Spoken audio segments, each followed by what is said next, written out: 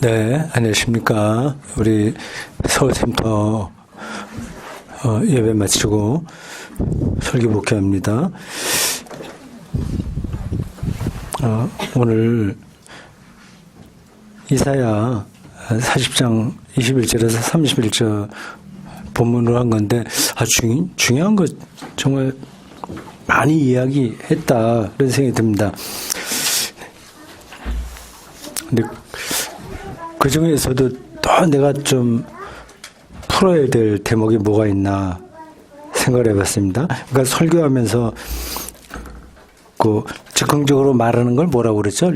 뭐라고 하나? 애드립. 예, 애드립으로 그런 얘기 했죠.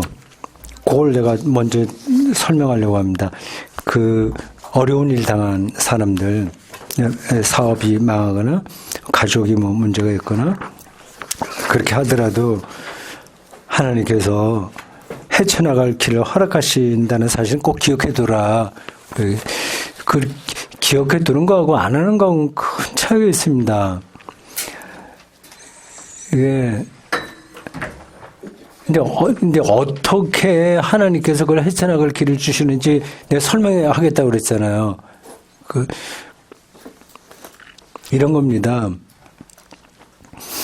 그런 거를 어려운데 기도하니까 막 힘이 나게 해주신다. 저절로 힘이 안 나요. 그거는 몇 가지로 얘기할 수 있는데 그냥 간단하게 얘기할게요. 어려운 상황에 들어가게 되면 모든 기대가 저절로 꺾이게 돼. 그게 해결 방법이에요. 만약에 이혼했다고 합시다. 그러면 행복하게 남편하고 사는 거에 대한 기대를 버리는 거야. 그러면 가벼워지는 거예요. 근데 그 행복한 그 조건들에 매달리니까 힘들어지는 거예요. 한번 그렇다고 하더라도 누가 많이 아프면 어떻게 하냐. 장애가 되면 어떠냐. 그것도 다 해결되게 돼 있습니다. 근데 거기 다른 사람들과 똑같이 행복해야 돼. 이것만 버리면 되는 거야. 고유한 그 생명의 길을 자기 찾으면 되는 거예요. 이게 뭐 어떻게 맞는 얘기인지 모르지만 오늘 내가 올라올 때 늘 화장실에 들렸다가 옵니다. 물을 요즘 좀 자주 마시기 때문에요. 그래서 그 언제 2019년도에 그 통풍 때문에 4-5번 발작해서 고생하고 그 뒤로 물을 좀 자주 마십니다. 그전에 안 마시다가 근데 한 3년 지났는데 한 번도 발작을 하지 않더라고요. 이게 물의 효과가 있다는 생각이 들어요. 약도 먹지 않고 잘 지내고 있습니다. 내가 화장실 곧 갔다 나오는데 김영태 집사 맞죠? 김영태 집사. 김태영. 네. 김태영, 김형태. 네. 김태영이라고 또 누가 있어갖고 자꾸 헷갈려서 그래요. 그 화장실 앞에서 만났거든요. 그래서 방금 그렇게 손은 안 잡고 이렇게 얼굴 이제 인사하고 그래 나오니까 그 딸내미 그거 뒤에서 기다리고 있더라고 저 옆에서. 그래서 막 부끄러워서 뭐 하면서 그래도 나를 아는 척 이렇게 하더라고요. 그래서 딸 하나 데리고 손잡고 교회 오는 거 이거보다 더 행복한 게 어디 있을까? 그런 생각이 문득 들었습니다. 다른 거 하나도 없어도 그 하나로도 삶의 어려움들을 헤쳐나갈 수 있는 거거든. 예로 들은 거예요. 그러니까 암이 걸려서 수술을 한다고 하더라도 우리가 어떤 기대하는 거, 그게 나쁘다는 뜻이 아닙니다. 근데 그 기대한 게 이루어진다고 하더라도 그게 별로 그렇게 됐다는 게 아니에요. 내가 원하는 사람하고 결혼하더라도 그게 별게 아니라고 하는 거 결혼한 분들은 다 알죠? 네. 그러니까 그게 이루어지지 않아도 아무것도 아닌 거예요, 사실은. 근데 그냥 억지로라도 그 상태에 들어가게 됩니다. 그냥 걱정하지 않아도 돼. 미리 걱정하기 때문에 내 인생이 왜 이렇게 되나 거기에 너무 힘들어집니다. 그게 하나의 방법이고요. 아니 방법이라기보다도 하나님께서 모든 피조물들에게 주시는 그런 은총의 기회예요. 모든 기대를 아예 띄워버린다고 하는 겁니다. 거기다가 이제 신앙적인 관점들이 있으면 그 더 풍성해지는 거예요. 십자가 죽음까지도 그게 예수의 십자가 사건을 우리 그리스도교 신앙에서는 하나님이 죽은 사건으로 보는 거거든요. 하나님이 십자가에 달린 사건으로 보는 거예요. 그러니까 죽음의 순간에 하나님이 그 방식으로 함께 한다는 게 그 십자가 신학의 핵심입니다. 그러한 그 신앙적인 깊이로 들어가게 된다면 뭐가 들었겠어? 도대체가.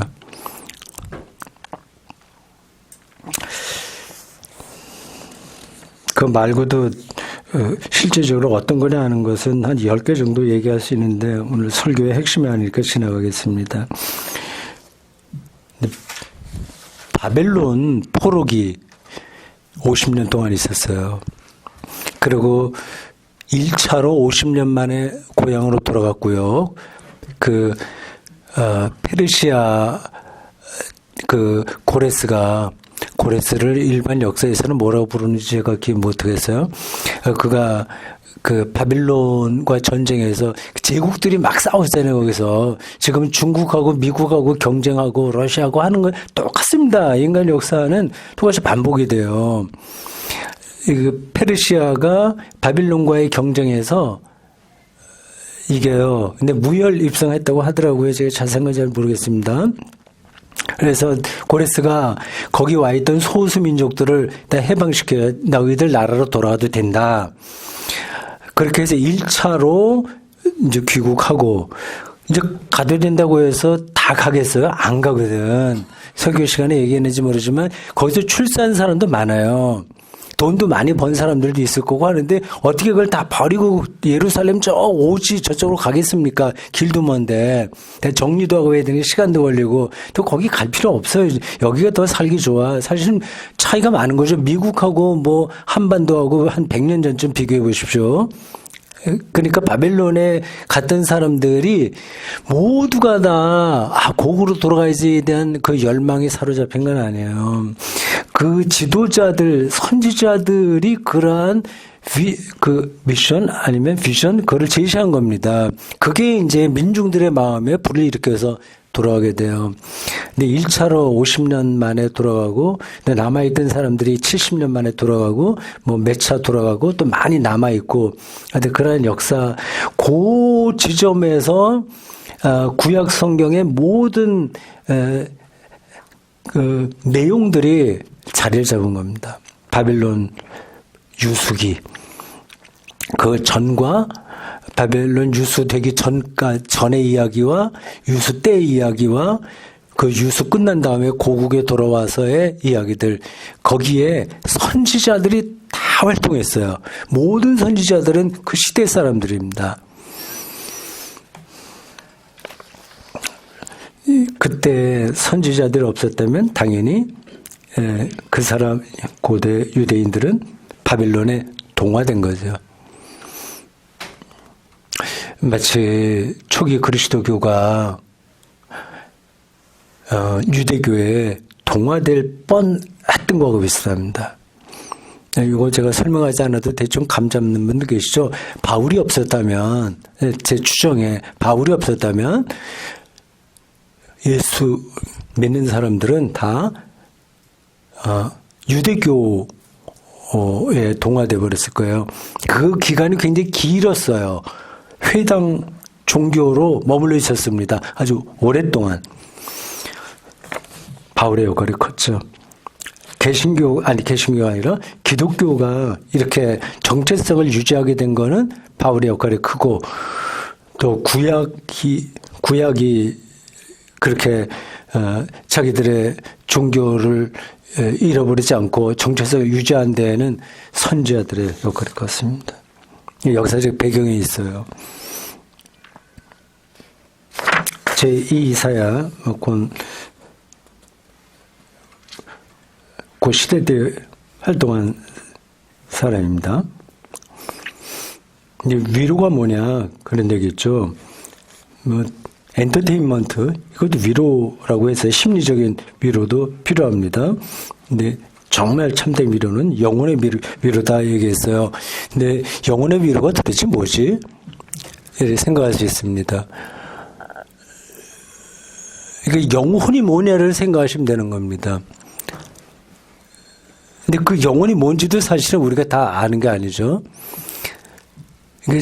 우리 생명의 가장 심층의 차원에서 움직이는 어떤 힘, 그걸 가리켜서 우리는 영혼이라고 얘기합니다.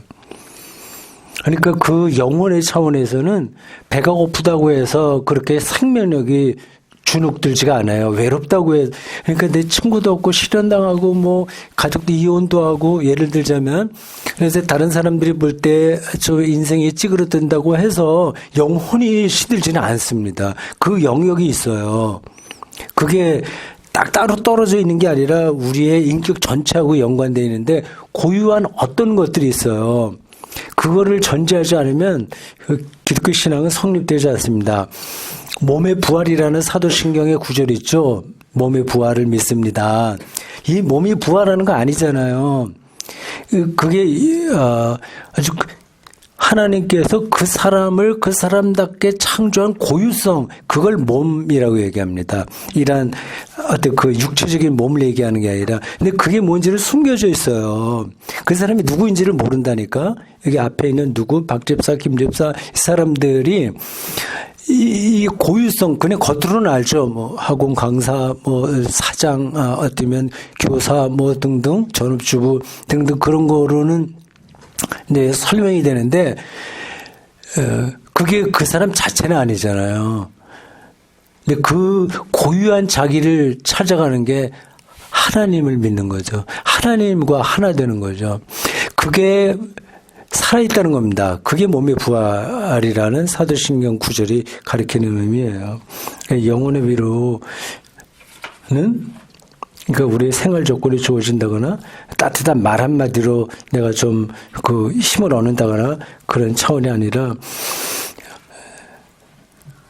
삶의 시면에서 힘을 받는 거라고 할 수 있습니다. 그러니까 지옥에 뭐 감옥에 가서도 바울이 찬양할 수 있었던 것은 영혼의 위로가 있었기 때문에 그렇습니다. 제가 좀 그 어떤 글에 쓴 것처럼 고독사하기 바란다고 얘기한 것도 그걸 흉내낸 거죠. 예, 고독한 자리에 있어도 영혼은 위로를 받는 거거든요. 누가 손바닥으로 바닷물을 헤아렸으며 그 하는 그 표현이 나오죠. 40장 12절인데 요 구절이 욥기에 나오는 구절하고 많이 중첩이 됩니다. 그러한 표현들이 구약에 시편에도 있고 많이 그래요. 들풀과 솔로몬의 영광, 들풀의 자유와 솔로몬의 영광. 이번 설교에서 다른 건 다 잊어버려도 돼요. 요거만 외워두십시오. 들풀의 자유와 솔로몬의 영광.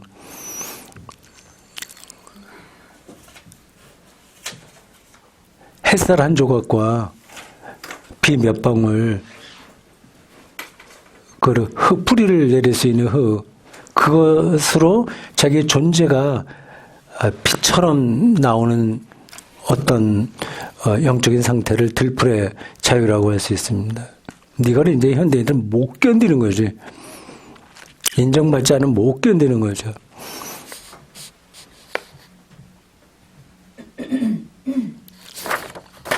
이건 뭐 말로 해서 전달이 잘 안 됩니다. 본인이 그렇게 느껴야죠.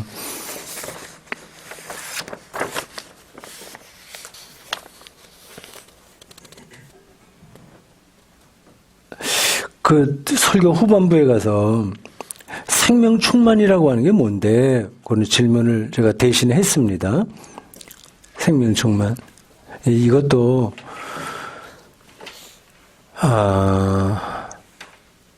그렇게 말로 설명이 안 되는 거예요. 자기가 느껴야 되는 건데, 이게 이제 제가 더 수준이 높은 사람이라고 한다면 딱 귀에 꽂히게 해줄 수 있는데, 그러지 못해서 안 됩니다. 근데 비유적으로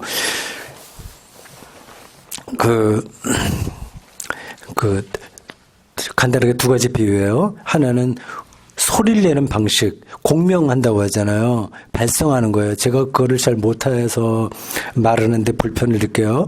근데 성대를 열고 복식 호흡을 하고 힘을 빼고 소리를 이 두 성으로 해서 내라. 말로는 설명이 되는 거지. 몸으로 그게 느껴지지 않는데 어떻게 하는 거예요. 이 생명 충만도 마찬가지입니다. 제가 조금 더 실감나게 얘기할 수 있는 건 테니스예요. 이걸 힘을 빼고 쳐라. 힘을 못 뺍니다. 테니스 라켓을 휘두를 때. 이게 이상하죠? 그리고 맞는 순간에 자기 몸 전체가 그 일치가 돼야 된다. 그 임팩트 될 때 그거를 붙들어라. 해도 그게 안 되는 겁니다. 계속 힘주고 힘 빼래도 못 빼요. 힘주고 그래서 엘보고 뭐 어깨 근육 나가고 그러게 됩니다. 근데 말로는 알아듣는데 실제로 그거를 저기 몸으로 느끼는 게 쉽지 않아요. 그게 이제 인카네이션, 뭐 성육신이라고 했습니다. 요한복음 1장에 나온 것처럼 말씀이 육신이 된다는 그 단계거든요.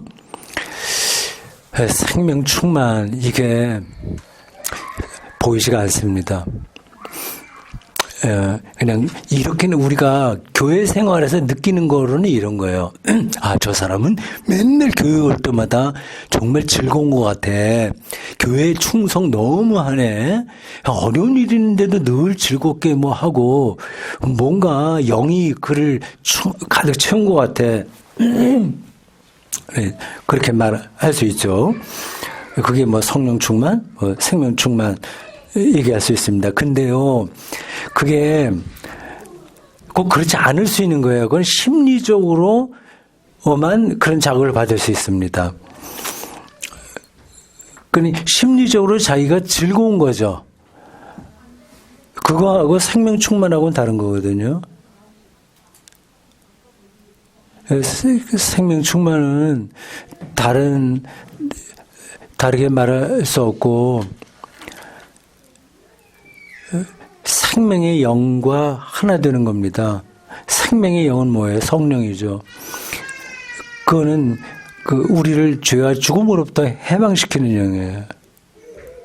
죄와 죽음으로부터 해방됐다는 사실을 온 존재 전체로 느끼는 게 생명 충만인 거예요. 만약에 그게 있다면 삶이 두려울 게 아니죠. 죄와 죽음으로부터 해방됐다는 게 뭔지 아시겠죠? 이건 기독교 교리의 핵심, 기초인데 간단하게 말씀드리면 죄는 이제 자기가 자기의 삶을 완성시키려고 하는 거잖아요. 근데 그걸 내려놓는 거야. 내가 하는 게 아니라는 거를 전제해야 됩니다. 이거 무슨 말이야. 내가 공부도 하고 스펙도 쌓고 뭐 재산도 모으고 아파트도 사고 해야 되는 건데 뭐 그거 하지 말라는 얘기인가? 그거는 아니에요. 어떤 일을 하든지 이건 내가 하는 게 아니다. 그게 아니라 그러니까 그 생명 완성이 내가 이루는 게 아니다. 한 그 사실 속으로 더 깊이 들어가야 됩니다. 그러니까 죄는 자기의 생명을 자기가 완성하려는 유혹과 강요에 빠지는 거잖아요. 그러니까 계속 주변 사람들 눈치 보게 되고 뭐 인간이니까 어쩔 수 없긴 한데 뭔가를 채워야 되고 그게 이제 현대 젊은이들에겐 더 지나쳐서 어느 한 순간도 외부로부터의 자극을 받지 않으면 견디지를 못합니다. 그냥 가만히 있지를 못하잖아요. 그 스마트폰 시대가 돼갖고는 그게 더 심해진 것 같아요. 불안해요. 옆에서 보기에. 물론 모든 젊은이들이 그렇다는 얘기는 아닙니다.